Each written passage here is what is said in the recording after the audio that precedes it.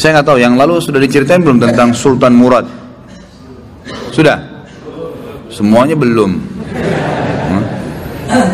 Ini sayap kanan, sayap kiri sama, sepakat? Belum?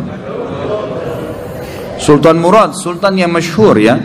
Beliau yang memiliki anak yang bernama Muhammad, dan Muhammad bin Murad terkenal. Beliaulah yang mendapatkan nasib yang luar biasa dari Allah diberikan kepada Sultan Muhammad Murad ini, karena beliau mendapatkan fadilah hadis Nabi SAW yang berbunyi, kalian pasti akan membebaskan Konstantinopel dari kekufuran, akan masuk Islam.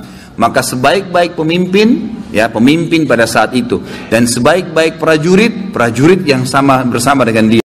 Zaman Utsman bin Affan, Ali bin Abi Thalib, dari zaman Yazid bin Muawiyah, banyak upaya-upaya dari pasukan muslimin menyerang Konstantinopel, tapi tidak pernah berhasil. Subhanallah, di zamannya Muhammad bin Murad ini, yang waktu itu umurnya dia 25 tahun, kurang lebih tahun Masehinya 1453 Masehi. Pada saat itu dia membentuk pasukan dan akhirnya menembus benteng Konstantinopel. Dapat fadilah, maka diberikan julukan Muhammad Al-Fatih. Tapi bukan Muhammad bahasan kita, saya cuma tambahkan informasi itu. Ayahnya Sultan Murad. Sultan Murad II diistilahkan, karena ada Sultan Murad I. Sultan Murad II ini ada tradisi dia yang sangat bagus gitu. Dia punya sebuah buku ya, pribadi yang dia sering tulis sendiri pengalaman dia pada saat jadi pemimpin, ya kan? Salah satu tradisi beliau ini, setiap malam beliau kadang-kadang sering keluar tapi pakai baju biasa, ditinggalkan semua pakaian kesultanannya, dia keluar dengan penasehatnya berdua ngeliling-keliling di jalan Istanbul, keliling-keliling, lihat, beli makanan di pinggir jalan, berbaur sama masyarakat, dengarin keluhan mereka. Ada orang yang sakit dibantu, ada yang butuh bantuan, fakir miskin dibantu, dia tahu. Jadi dia tahu masalah di lapangan dan dia bantu, besoknya didalamkan, diaplikasikan, diperbaikin, begitulah. Satu malam, dalam salah satu bukunya, dalam satu lembaran buku sejarah hidupnya, beliau bilang, satu malam saya nggak bisa tidur. Kemudian saya bilang sama penasihat saya, coba malam ini kita sama-sama yuk pergi keluar seperti biasa nyamar. Baiklah, jalanlah berdua ini. Begitu dia jalan, tiba-tiba waktu jalan di salah satu jalan-jalan kecil di Istanbul, ada satu orang jalan pegang botol khamr. Pas depan Sultan Murad, subhanallah, dengan hikmah Allah kepleset orang itu, jatuh, kendi khamrnya pecah, mati tiba-tiba. Di tempat mati orang itu. Waktu mati, biasanya kalau ada orang seperti ini jatuh tiba-tiba, umumnya kan banyak orang yang datang melihat ada apa keadaannya. Waktu itu Sultan Murad tiba-tiba datang dengan penasihatnya, lihat, diperiksa, sudah meninggal orang, diperiksa urat nadi lehernya, udah mati orang ini. Tapi anehnya, nggak ada satu orang pun yang lalang itu mau lihat, nggak mau ditengok, nggak mau dilihat gitu. Langsung kata Sultan Murad, wahai muslimin, ini ada orang mati, gitu kan? Nggak ada yang nyaut. Dua kali, wahai muslimin, ini orang muslim, oh ini orang mati, nggak ada yang nyaut. Satu orang di situ, rumahnya rupanya dekat situ, dia bilang, kami tidak akan sentuh jenazah itu walaupun dia sudah mati. Kata Sultan Murad, kenapa? Dia bilang, tidak anda lihat dia pegang khamar, orang ini fasik, ahli maksiat, setiap malam zina, setiap malam mabuk. Kami nggak mau sentuh jenazahnya, kami nggak mau. Kata Sultan Murad, tapi kan dia dari kaum muslimin, kalau kalian tidak mau mengurus jenazahnya, tunjukkan saya di mana rumahnya, biar saya yang bawa ke rumahnya. Ada beberapa orang, ringkas cerita, membantu Sultan Murad datang ke rumahnya. Diketok pintu, dibuka, istrinya lihat suaminya meninggal, nangis. Seperti umumnya biasa wanita, menangis, kemudian masuklah. Yang lain ini orang-orang yang tadi nunjukin rumah itu sudah pulang semua. Tinggal Sultan Murad sama penasehatnya.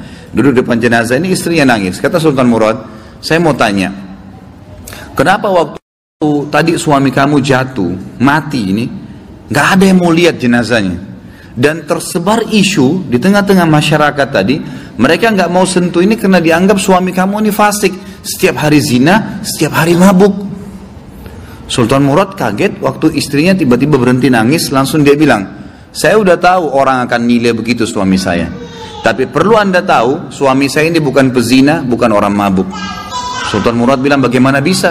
Jelas khamar di tangannya dia, kendinya pecah, saya lihat dia bawa khamar, dan orang ini bukan satu dua orang memberikan kesaksian, tidak ada satupun orang yang mau bantu jenazahnya.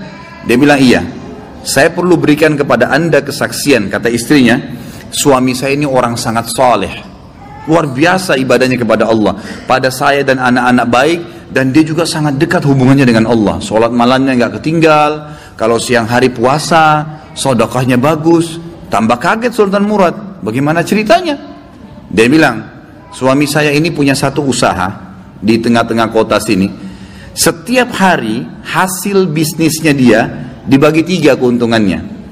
Sepertiga dibawa pulang ke rumah untuk saya pakai makan dan minum untuk anak-anak saya. Sepertiga lagi, sepertiga keuntungan diberikan botol khamr, berikan minuman keras. Dia bawa pulang ke rumah, dibuang di WC. Dia nggak minum, dibuang di WC. Terus dia bilang apa depan saya, kata istrinya, itu yang berikan kesaksian.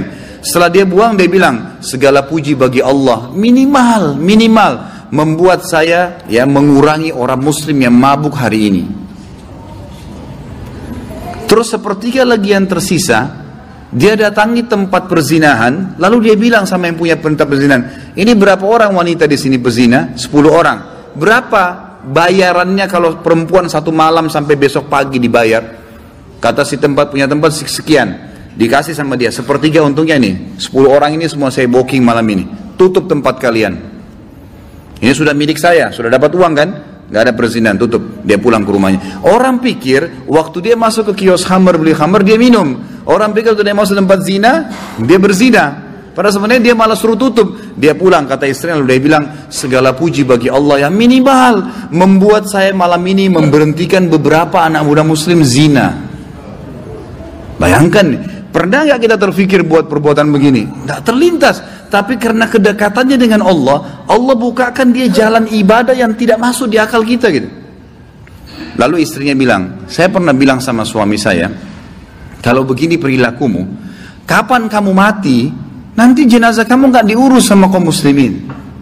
Ternyata terjadi, kata istrinya, jenazahnya nggak ada yang urus. Tapi waktu itu suami saya sempat senyum, dan suami saya bilang, tenang aja hai istriku, kalau saya mati, yang solati saya nanti khalifah, sultan, penasehatnya, dan juga seluruh ulama Istanbul. Sultan Murad waktu itu menangis, lalu mengatakan, suamimu benar, saya Sultan Murad, khalifah muslimin, saya akan urus jenazah suamimu. Saya akan, ini penasehat saya akan solati, dan saya akan undang seluruh ulama di Istanbul untuk mensolatinya. Kedekatan diri seseorang pada Allah, Allah akan bukakan kita di lini-lini ibadah yang kita tidak sadar gitu, tidak sangka gitu ya.